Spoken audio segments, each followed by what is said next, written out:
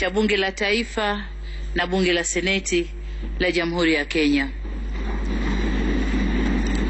Kabla sijaendelea, niruhusu nitangulize shukrani zangu kwako Mheshimiwa Kenneth Lusaka, Spika wa Bunge la Seneti, na Mheshimiwa Justin Muturi, Spika wa Bunge la Taifa, kwa kuitisha kikao hiki cha pamoja cha Bunge na kunialika mimi kuhutubia. Kupitia kwenu, niwashukuru waheshimiwa wabunge na waheshimiwa maseneta kwa kuridhia kwa kauli moja kufanyika kwa kikao hiki. Asanteni sana, asanteni sana. Najiona mwenye bahati kubwa kupewa heshima hii adhimu na ya kipekee. Kama alivyosema Mheshimiwa Spika kwamba aliyewahi kuhutubia hapa ni Mheshimiwa Jakaya Mrisho Kikwete kutoka Tanzania, na mimi ni wa pili. Ni bahati kubwa sana. Natambua fika kuwa huu si utaratibu wa kawaida wa Kenya.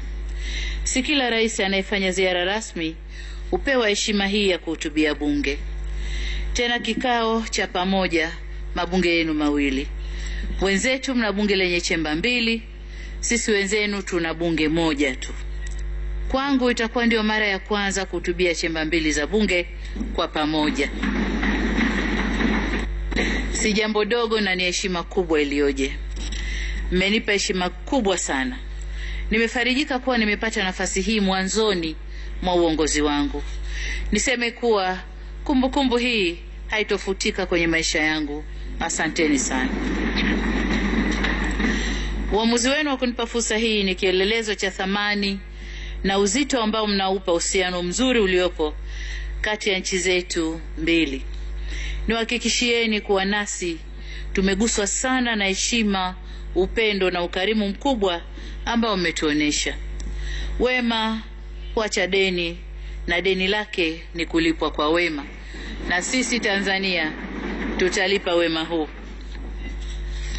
Waheshimiwa maspika, waheshimiwa maseneta na wabunge, sitatenda haki nisipomshukuru kipekee kaka yangu, ndugu yangu, Rais wa Jamhuri ya Kenya, Mheshimiwa Rais Uhuru Kenyatta.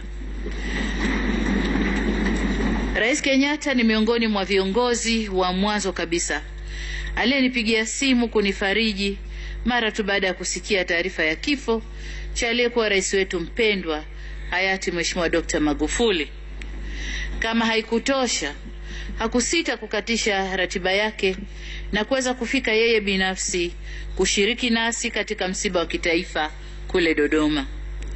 Siku ile alitufariji sana kwa maneno yake na salamu zake za buriani kutoka kwa wananchi wa Kenya. Hatutasahau pia kwa kitendo chake cha kutukumbusha umuhimu wa kuheshimu dini na imani za wengine.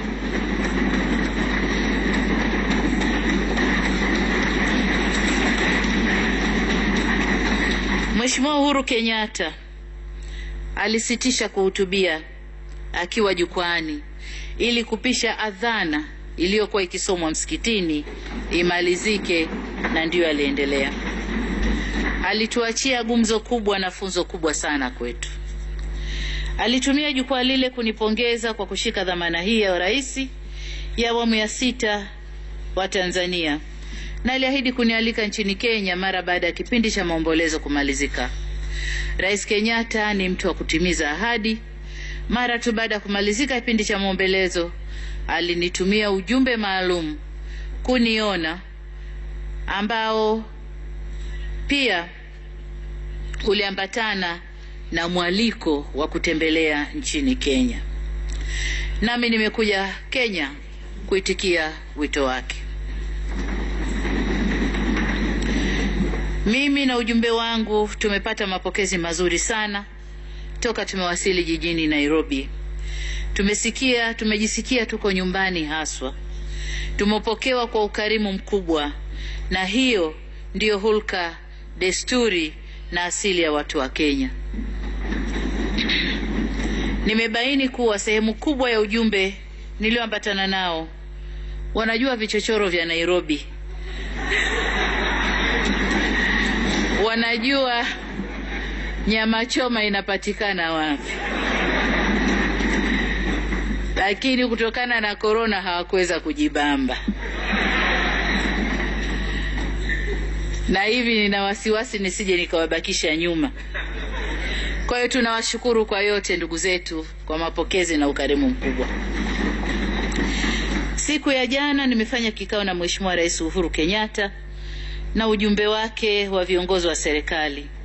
Tumekuwa na mazungumzo mazuri na yenye kuamsha matumaini makubwa sana kwa mashirikiano kati ya nchi zetu mbili kwa siku zijazo mbele yetu. Hapakuwa na ugumu wala ukakasi wowote katika kufikia muafaka wa mambo tuliokuwa tukijadiliana. Tumezungumza kwa kindugu sana. Kilichojitokeza wazi katika mazungumzo yale ni namna ambavyo nchi zetu mbili zinakubaliana katika mambo mengi kuliko yale machache sana tunayotofautiana. Hata hayo machache tunayotofautiana yenyewe hayakuwa na misingi imara ya tofauti, ila ni mitazamo tu ya watu, ambao mitazamo mingi inayoleta ukakasi huchangiwa kutokana na kukatika kwa mawasiliano baina ya nchi zetu mbili. Sasa ili kuondoa mitazamo hasi kati yetu, tumekubaliana kujenga na kuendeleza utamaduni wa kukutana mara kwa mara katika ngazi zetu mbalimbali. Ndugu na jirani wanaotembeleana hujenga ukaribu kuliko wale wasiotembeleana. Umbali hujenga mashaka na ukaribu huondosha mashaka. Waheshimiwa maspika, waheshimiwa maseneta na wabunge, kama nilivyosema, hii ni ziara yangu ya kwanza rasmi nchini Kenya tangu kushika wadhifa wa urais wa Jamhuri ya Muungano wa Tanzania tarehe 19 Machi mwaka huu. Ipendeze kusema kuwa itaingia katika kumbukumbu ya historia kwa Kenya ndiyo nchi ya kwanza kwa rais wa awamu ya 6 ya Jamhuri ya Muungano wa Tanzania kufanya ziara rasmi. Nilikwenda Uganda kwa madhumuni maalumu ya kusaini mkataba. Haikuwa ziara rasmi. Ziara yangu rasmi ya kwanza nimeanza na Kenya. Kwa lugha nyingine, mguu wangu wa kwanza kutoka nje kwa ziara rasmi umeanza Kenya. Na nataka niwaambie, jana nilikaribishwa iftari na Mheshimiwa Rais. Lakini wakati tuko kwenye iftari na baadaye chakula cha usiku, kulikuwa kuna dua nyingi sana zimesomwa, na baada kumalizika dua mvua ikanyesha. Ilikuwa baraka kubwa sana. Mungu ameweka baraka kwenye ziara yangu na yale yote ambayo tumezungumza. Kwa hiyo tumshukuru Mungu. Uamuzi wangu huu wa kuja Kenya kwa nchi ya kwanza si wa bahati mbaya, bali ni wa makusudi. Busara inaelekeza kuwa ukiwa mpangaji mpya kwenye eneo, lazima ujitambulishe kwa majirani. Nami kwa sababu ni mpangaji mpya kwenye hizo nafasi, nimeonelea nije kwa majirani kujitambulisha, na nimeanza na jirani wa Kenya ambaye ni jirani ndugu. Nilipata mialiko mingi, lakini nikasema nianze hapa. Nimeanza Kenya si kwa sababu ni karibu kijiografia, bali ni kwa sababu ya umuhimu na nafasi ya Kenya kwa Tanzania. Uhusiano wa Tanzania na Kenya ni wa kipekee sana. Ni uhusiano uliofungwa katika mafundo matatu. Fundo la kwanza ni udugu wa damu kati ya wananchi wetu wa pande mbili, ambao hauwezi kutenganishwa na mipaka ya kuchorwa kwenye ramani. Makabila ya pande mbili za mpaka yanaingiliana na watu wake ni wale wale wamoja. Tanzania inapakana na nchi 8, lakini ni nchi ya Kenya pekee ndiyo ambayo tuna jamii nyingi au nyingi zaidi zilizopo katika pande mbili za nchi zetu. Kwenye ukumbi huu wa bunge, nadhani ndani hapa kuna wakina Otieno, kuna wakina Boke, kuna wakina Namelok kama ilivyo Tanzania. Lakini pia kuna akina Kilonzo na akina Kioko kama ilivyo Tanzania.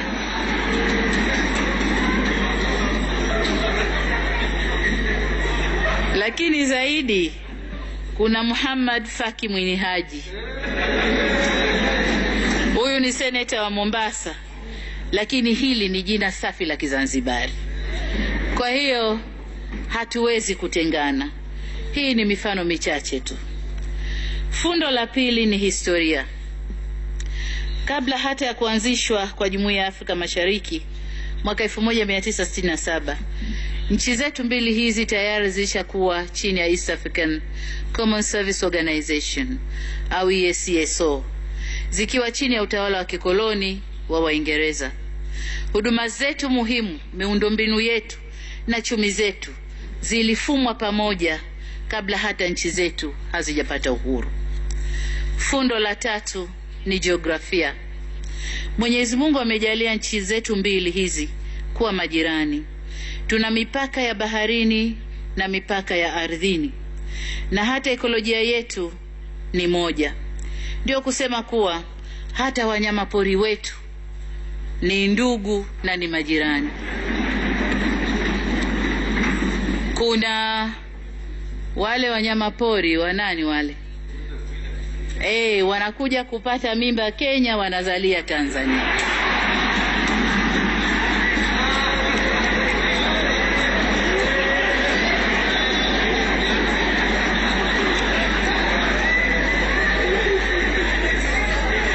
Sasa ingekuwa wanyama wana uraia, wangekuwa raia wa wapi?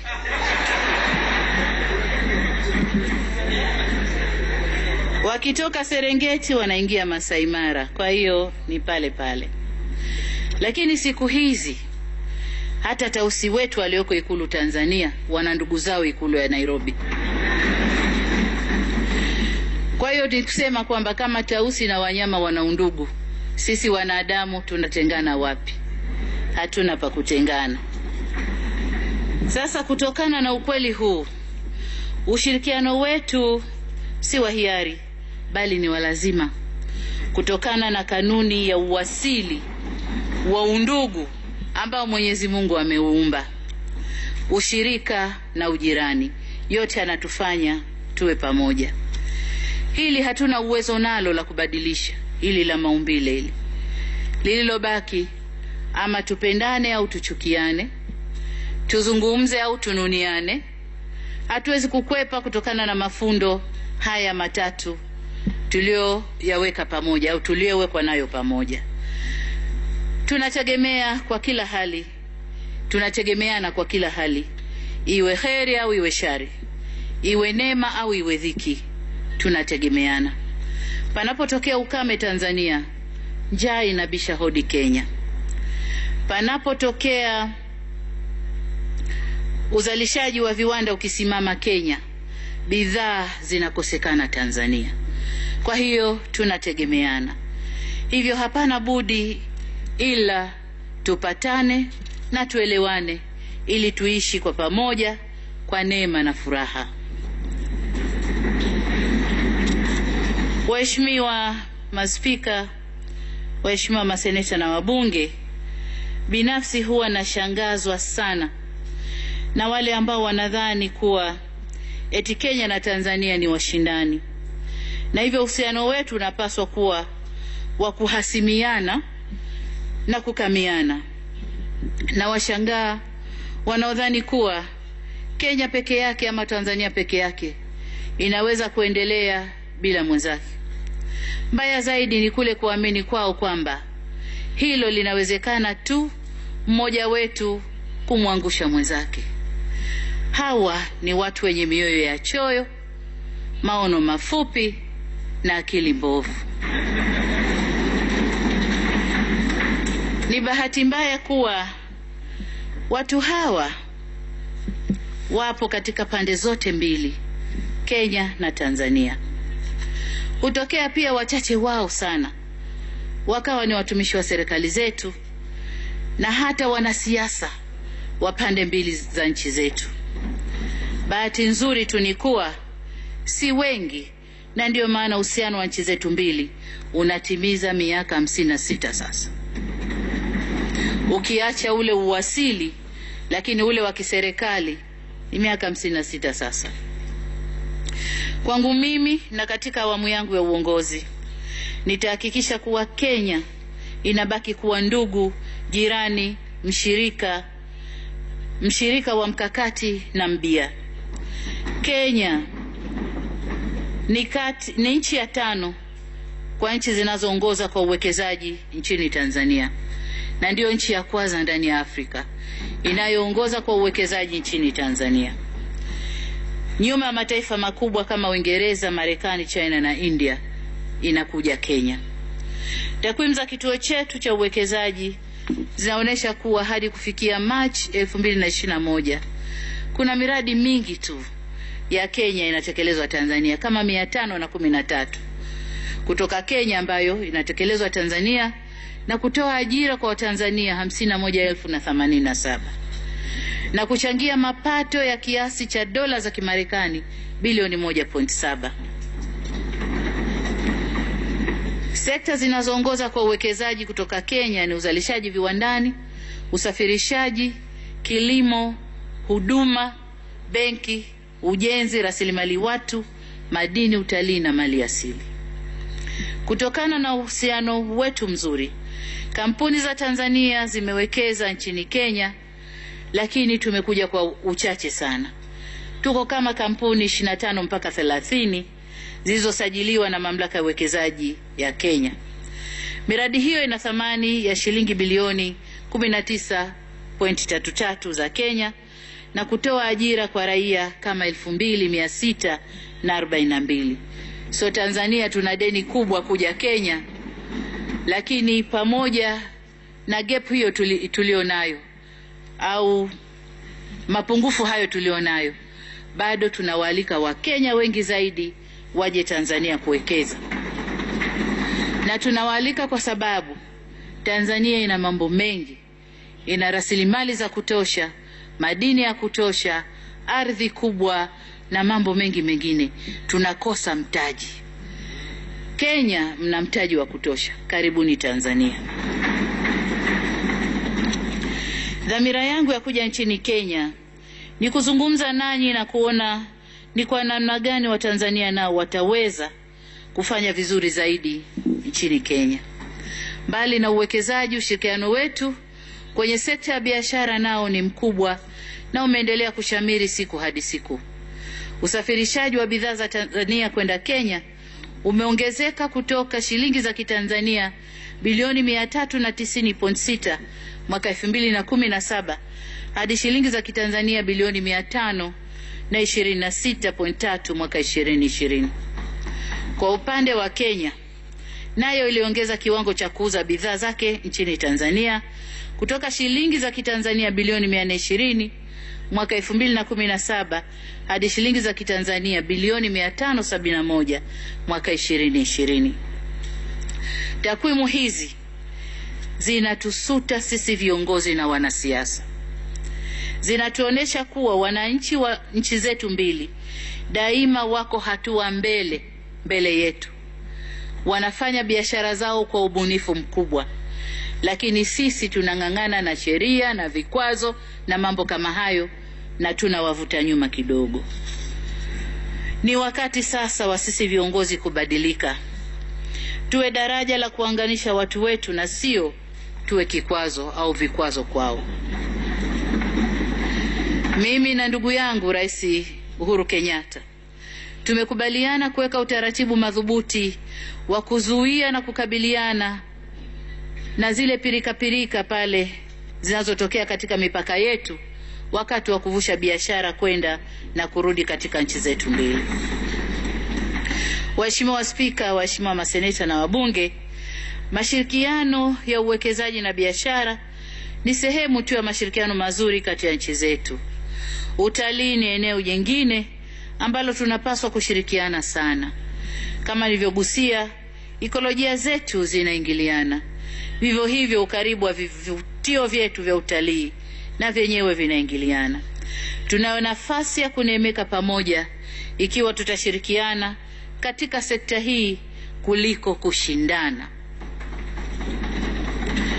Badala ya kunyang'anyana idadi ya watalii, busara inatutaka tuelekeze nguvu zetu kuhamasisha mtalii aongeze idadi ya siku ambazo atazitumia nchini Kenya na nchini Tanzania.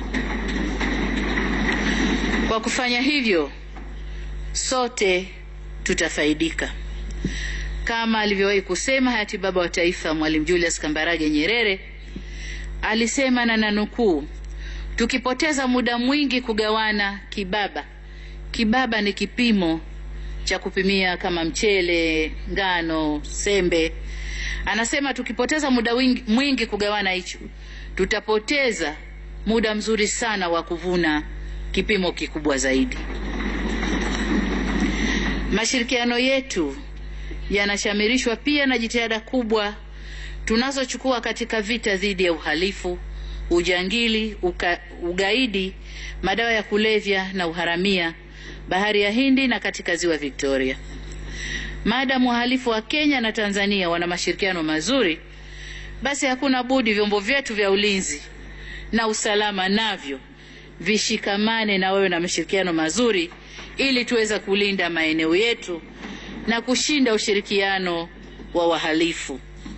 Mashirikiano haya mazuri baina ya vyombo vyetu yamechangia na yatachangia sana kuwepo kwa utulivu na kutoa fursa kwa shughuli za kibiashara na uwekezaji kushamiri.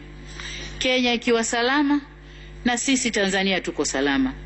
Halikadhalika Tanzania ikiwa salama, Kenya nayo inakuwa salama. Waheshimiwa maspika, waheshimiwa maseneta na wabunge, ujenzi wa miundombinu ya pamoja ni sehemu ya jitihada zetu za kuimarisha mashirikiano yetu ya kiuchumi na kimkakati. Miradi hii inajumuisha kwa uchache miradi ifuatayo.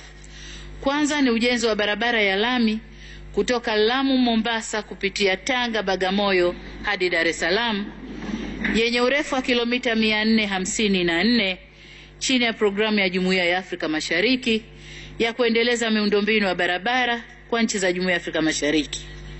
Katika ushoroba wa pwani, yani Coastal Corridor, kwa upande wetu tuko mbioni kukamilisha ujenzi wa kipande cha Pangani Bagamoyo na barabara za lami zenye urefu wa kilomita 124.5 na tayari tumekwisha pata fedha kutoka Benki ya Maendeleo ya Afrika.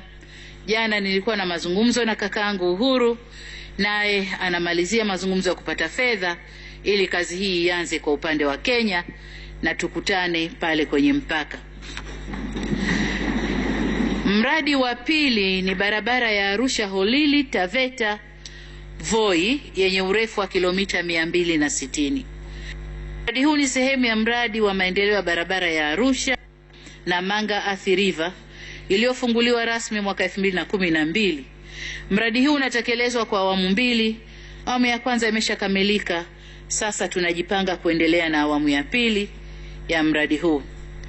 Mradi wa tatu, tunavyo vituo vya huduma za pamoja mpakani vya Namanga OSBP na Holili Taveta OSBP.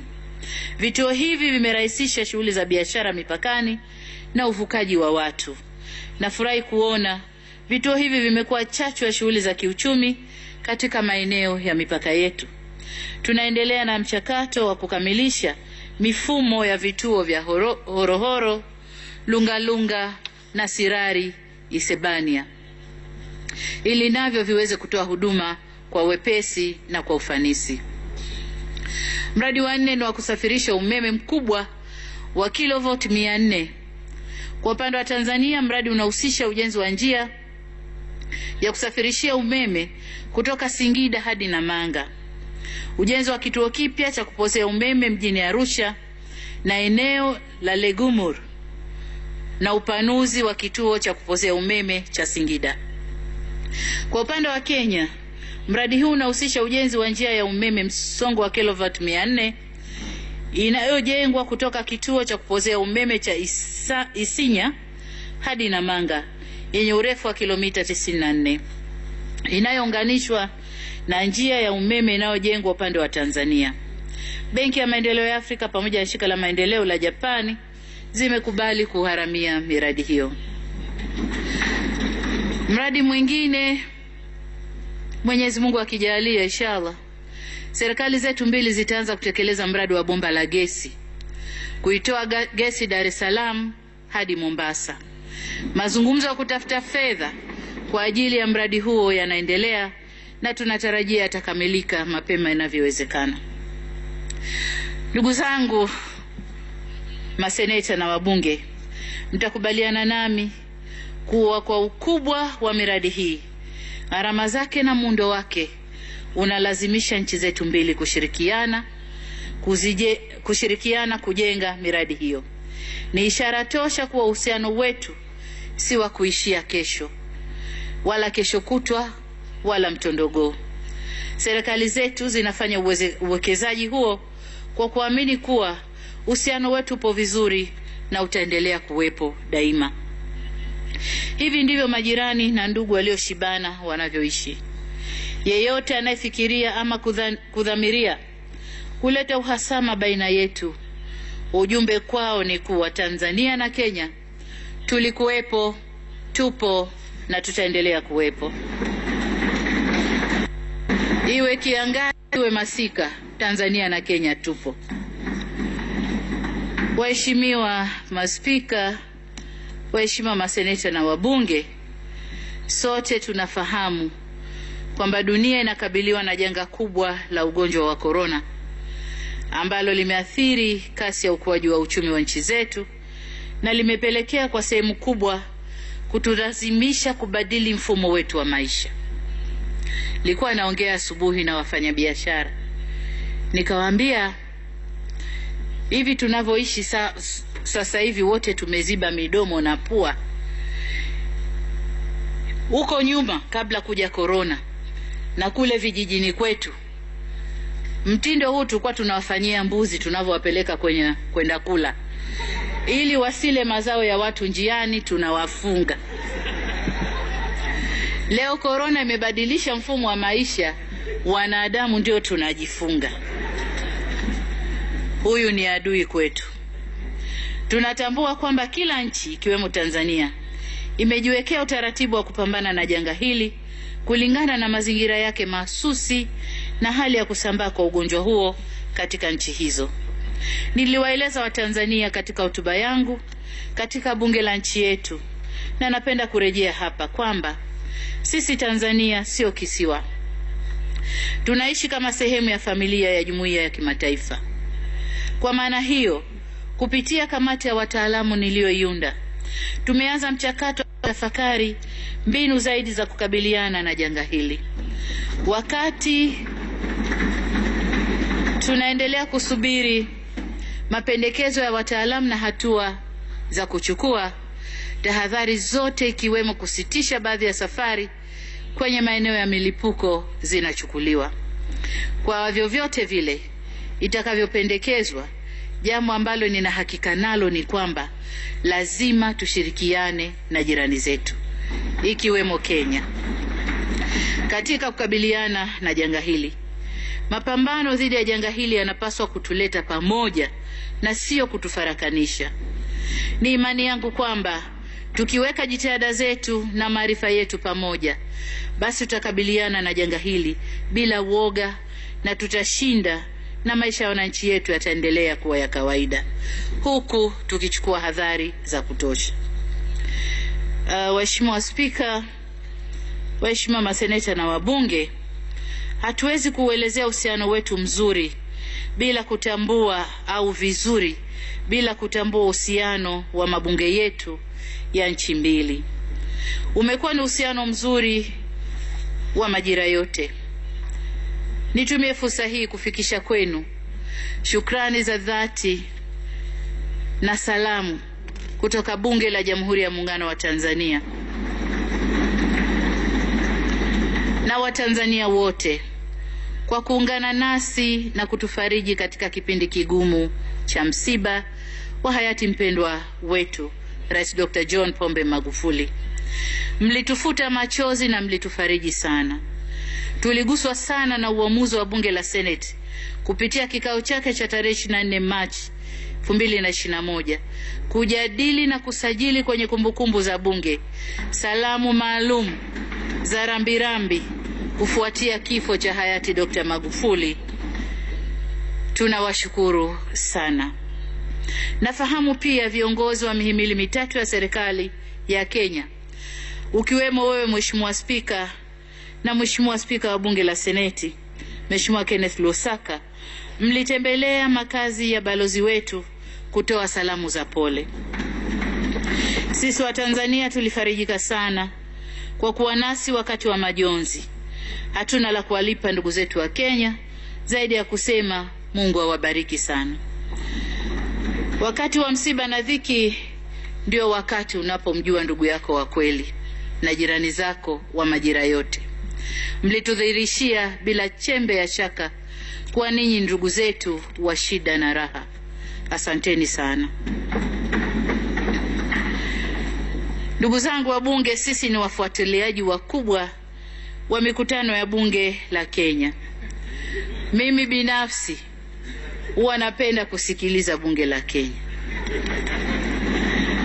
Tunafanya hivyo kwa kuwa yanayojadiliwa humu nasi yanatuhusu.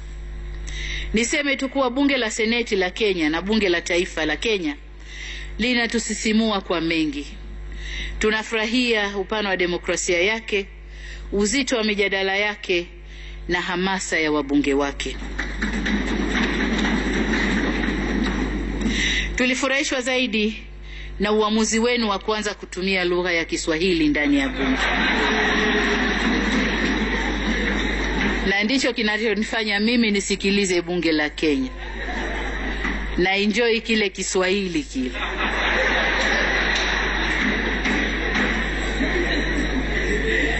Kiswahili chenu kina vionjo vingi, kuna vionjo vyake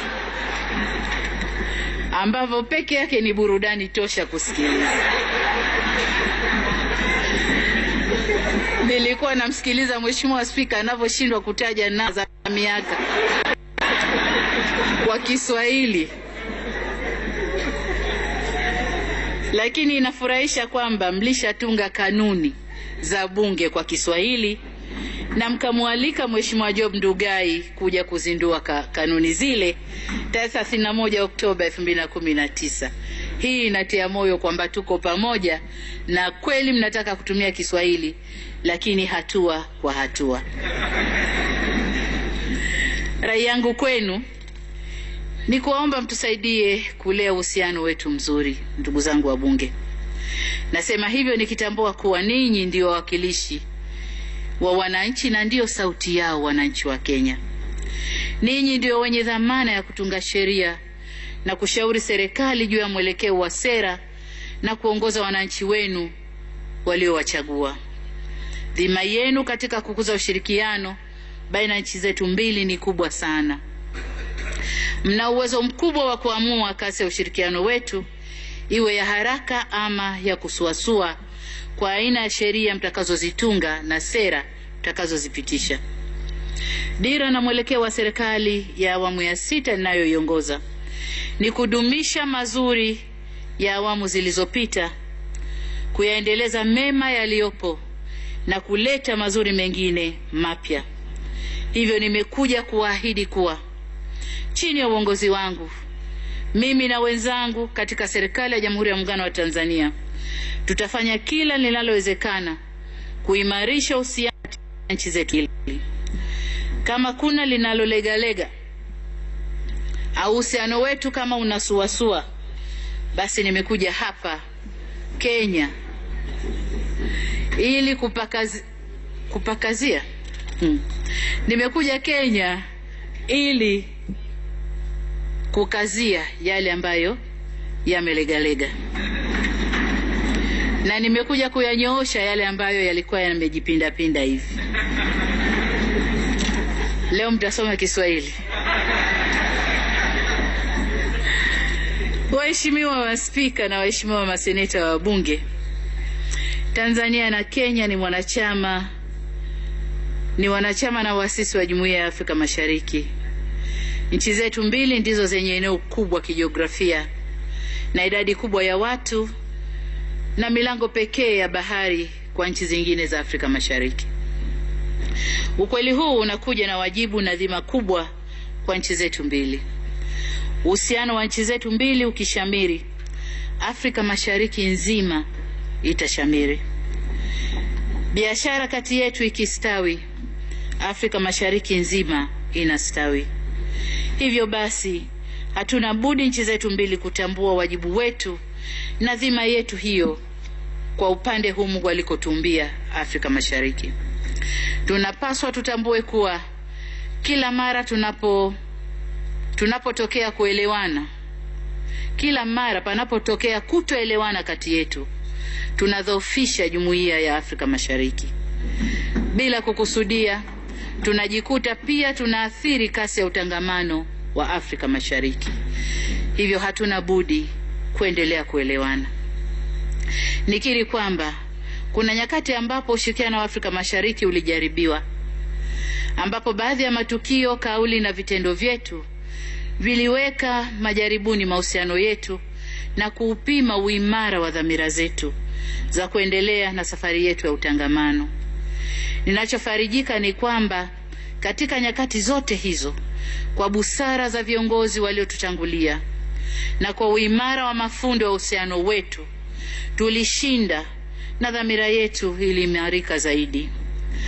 Uchungu wowote uliojitokeza pale ambapo tulijaribiwa ulikuwa ni uchungu wa uzazi na sio uchungu wa maradhi. Kwa maana kwamba uchungu wa uzazi unaishia kupata mtoto na unaleta furaha kwenye familia, lakini uchungu wa maradhi unaishia kwenye kifo. Kwa hiyo sisi tunapokerana huo uchungu wa uzazi, tukae tuzungumze na tupate mtoto amani, tuendelee na uhusiano wetu. Niwahakikishie kuwa mimi na wenzangu nchini Tanzania tutafanya kila linalowezekana ili uhusiano wetu uzidi kung'aa, na kwa kufanya hivyo tung'arishe ushirikiano wa Afrika Mashariki. Tanzania itaendelea kuwa jirani mbia na rafiki mwaminifu wa Kenya na mwanachama mwadilifu na wa kutumainiwa ndani ya Jumuiya ya Afrika Mashariki. Jitihada zangu na wenzangu katika serikali ninayoiongoza zitaelekezwa katika kuimarisha ushirikiano wetu ndani ya jumuiya yetu. Tutaelekeza jitihada zetu katika kutafuta majawabu palipo na changamoto, kufufua fursa palipo na vikwazo, na kuleta matumaini palipo na mashaka. Tutafanya hivyo kwa kuamini kwa dhati kabisa kuwa wana Afrika Mashariki hatima yetu imefungamana, nasi hatuna budi tufungamane. Ombi langu kwenu waheshimiwa wabunge, kama nilivyosema awali, mtusaidie kutimiza azma hiyo. Sisi tulioko serikalini, mtusukume tutekeleze wajibu wetu huu adhimu, na pale tunapozubaa msisite kutukosoa. Nanyi pia tunawaomba mtimize wajibu wenu. Mtusaidie kutunga sheria na kushawishi serikali zetu kuhusu sera zinazochochea na kuwezesha mtangamano. Tusiruhusu na tukemee misimamo, mitazamo na kauli za baadhi ya wanasiasa ndani ya mabunge yetu ya kuleta mgawanyiko na kudhoofisha jumuiya yetu. Daima tuwatangulie wafanya biashara na wananchi wetu katika utangamano na kuwaongoza, badala ya wao wananchi wetu kutuongoza sisi. Yanayotokea sasa hivi, wafanya biashara wako mbele kuliko sisi. Kwa sisi sasa inabidi tutunge sera na sheria kuendana na mwenendo wa wafanya biashara. Lakini inavyotakiwa tutunge sera na sheria, wafanya biashara wafuate sera na sheria zetu.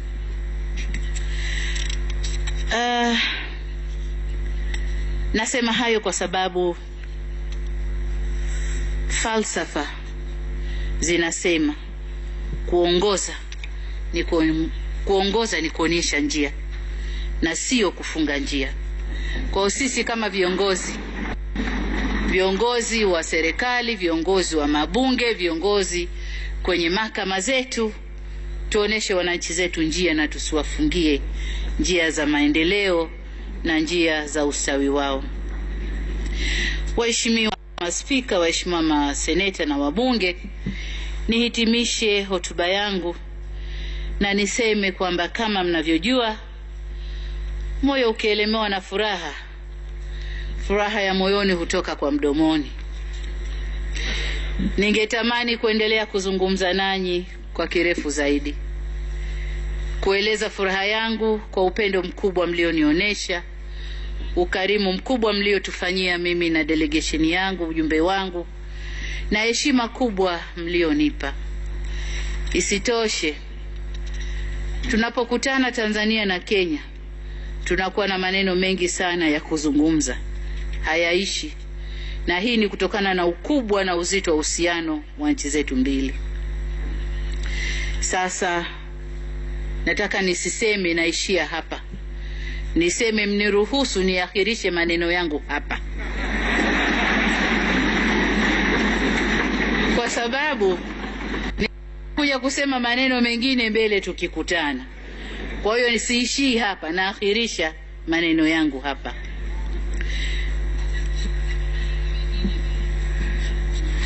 Tunapokutana Watanzania na Wakenya, kuna mambo mengi. Utani unakuwa umo, vijembe viko umo. Ndiyo mambo yanayochangamsha uhusiano wetu. Sina shaka kuwa tutapata fursa ya kuyazungumza mengi zaidi na kwa kina katika majukwaa mengine tutakayokutana. Nitumie fursa hii kumshukuru kwa mara nyingine tena, kuwashukuru waheshimiwa maspika kwa mara nyingine tena kwa kunikaribisha, lakini nimshukuru Mheshimiwa Uhuru Kenyatta kwa mwaliko wa kuniomba mimi kufanya ziara hii rasmi ya kiserikali nchini Kenya. Nataka niwathibitishie kwamba ziara hii tumevuna mengi na makubwa sana. Mengi na makubwa sana. Imefungua milango mingi sana. Lililobaki mtusimamie kwenye utekelezaji. Lakini nami nimemwalika Mheshimiwa Uhuru Kenyatta aje Tanzania. Tanzania mwaka huu Disemba tunatimiza miaka 60 ya uhuru. Kwa hiyo nimemwalika Mheshimiwa Uhuru Kenyatta aje kwenye sherehe hizo kama mgeni wetu maalum.